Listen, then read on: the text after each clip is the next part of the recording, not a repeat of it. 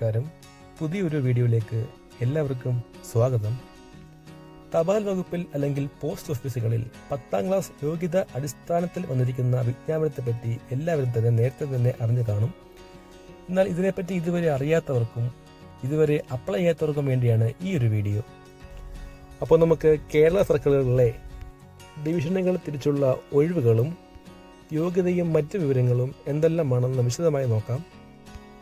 Post master, assistant branch post master, Dak Sevak തസ്തികകളിലേക്കാണ് ഇപ്പോൾ ഒഴിവുകളുള്ളത്.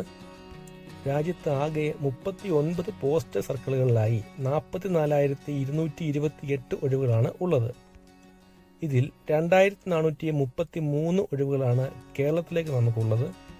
അപ്പോൾ ഇനി കേരള സർക്കിളുകളിലെ ഒഴിവുകൾ നമുക്ക് എവിടൊക്കെയാണെന്ന് നോക്കാം. Alappuzha, Aluva, Calicut, Kannur, Changanassery, Ernakulam, Idukki, Irinjalakuda, Kasaragod, Kottayam, Lakshadweep, Manjeri, Mavelikara, Ottapalam, Palakkad, Pathanamthitta, Kollam RMSD, Kozhikode RMSD, Ernakulam RMSD, Thiruvananthapuram, Thalassery, Tirur, Thiruvalla, Thrissur, Thiruvananthapuram south, Thiruvananthapuram north, Vadakara. Keralam ഉൾപ്പെടുന്ന മുഴുവൻ സർക്കിളുകളിലെയും ഒഴിവുകൾ പറയാനാണെങ്കിൽ ഒരുപാടുണ്ട്. ഇതിൻ്റെ വ്യക്തമായ പട്ടിക വെബ്സൈറ്റിലുണ്ട്. വെബ്സൈറ്റ് ലിങ്ക് ഞാൻ കമൻറ്റ് ബോക്സിൽ കൊടുത്തേക്കാം. ജസ്റ്റ് നോക്കുകയാണെങ്കിൽ നമുക്ക് ആ ഒഴിവുകളെ പറ്റി എല്ലാം വിശദമായി തന്നെ കാണാം. കാര്യം ഒരുപാട് ഉണ്ട് നമുക്കിത് പറയാനാണെങ്കിൽ. അപ്പോൾ യോഗ്യത നമുക്ക് എന്തൊക്കെയാണെന്ന് നോക്കാം. മാത്തമാറ്റിക്സും ഇംഗ്ലീഷും ഉൾപ്പെട്ട 10ാം ക്ലാസ് പാസ്സായിരിക്കണം. അപ്പോൾ 10ാം ക്ലാസ് യോഗ്യതയാണ് നമ്മൾ നേരത്തെ പറഞ്ഞിരുന്നത്. അപ്പോൾ മാത്തമാറ്റിക്സും ഇംഗ്ലീഷും ഉൾപ്പെട്ട 10ാം ക്ലാസ് യോഗ്യത ഉണ്ടായിരിക്കണം. അപേക്ഷിക്കുന്ന സ്ഥലത്തെ പ്രാദേശിക ഭാഷ ഒരു വിഷയമായി പഠിച്ചിരിക്കണം.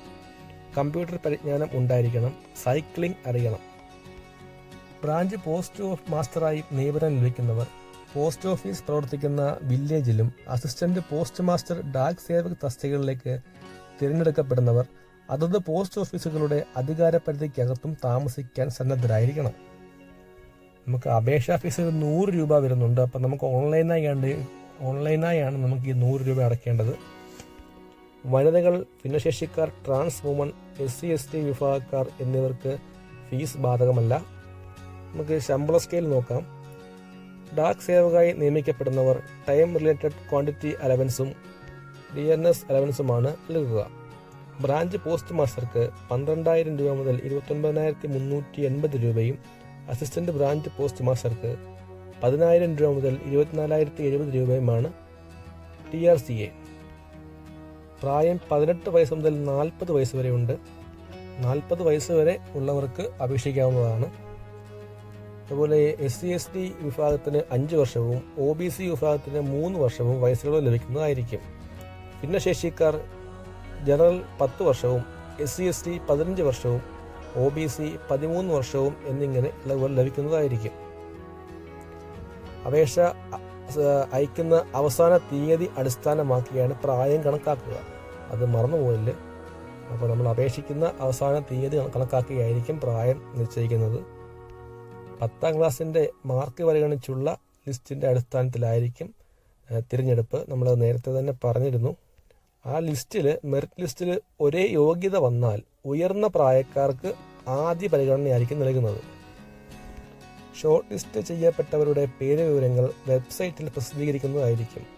ഇവർക്ക് സർട്ടിഫിക്കറ്റ് പരിശോധനയ്ക്കുള്ള അറിയിപ്പ് SMS അല്ലെങ്കിൽ ഇമെയിൽ വഴി നൽകുന്നതായിരിക്കും. ഒരാൾക്ക് ഒരു ഡിവിഷനുകളിലെ ഒന്നോ അതിലധികമോ ഒഴിവുകളിലേക്ക് അപേക്ഷിക്കാവുന്നതാണ്.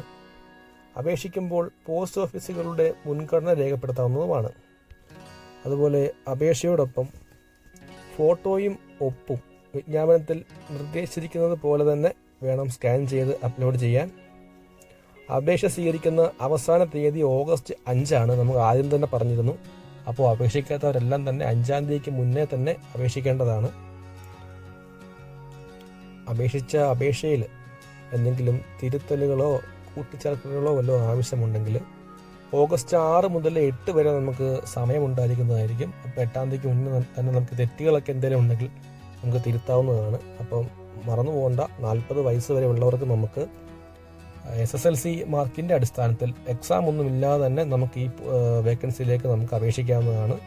അപ്പോൾ ഒട്ടുമിക്ക ആൾക്കാർക്കും യോഗ്യത കാണുന്നത് തന്നെ ആയിരിക്കും. അപ്പോൾ ആരും തന്നെ ഈ ഒരു അവസരം മിസ്സാക്കരുത്. എല്ലാവരും തന്നെ നമ്മൾ ഈ ഒരു അവസരത്തിൽ നമുക്ക് അപേക്ഷിക്കണം. അപേക്ഷിക്കേണ്ട ലിങ്കും വിജ്ഞാപനത്തിൻ്റെ പൂർണ്ണമായ ലിങ്ക് ഞാൻ കമൻറ്റ് ബോക്സിൽ കൊടുത്തേക്കാം. അപ്പോൾ കുറച്ചുകൂടി നമ്മുടെ കേരളത്തിലെ ഒഴിവുകളുടെ ഓരോ ഡിവിഷനുകളിലുമുള്ള പോസ്റ്റ് ഓഫീസുകളുടെ ലിസ്റ്റ് വെബ്സൈറ്റിലായിരിക്കും കുറച്ചുകൂടി വ്യക്തമായിട്ട് നമുക്ക് കാണാം. നമ്മൾ വീഡിയോയിൽ പറയുകയാണെങ്കിൽ ഒരുപാട് ലിങ്ക് നീണ്ടു പോകുന്നതായിരിക്കും. അപ്പോൾ സൈറ്റിലാകുമ്പോൾ നമുക്ക് നോക്കിയാൽ മനസ്സിലാവുന്നതായിരിക്കും. അപ്പോൾ വീഡിയോ ഇഷ്ടപ്പെട്ടെങ്കിൽ സപ്പോർട്ട് ചെയ്യുക, അഭിപ്രായങ്ങൾ അറിയിക്കുക.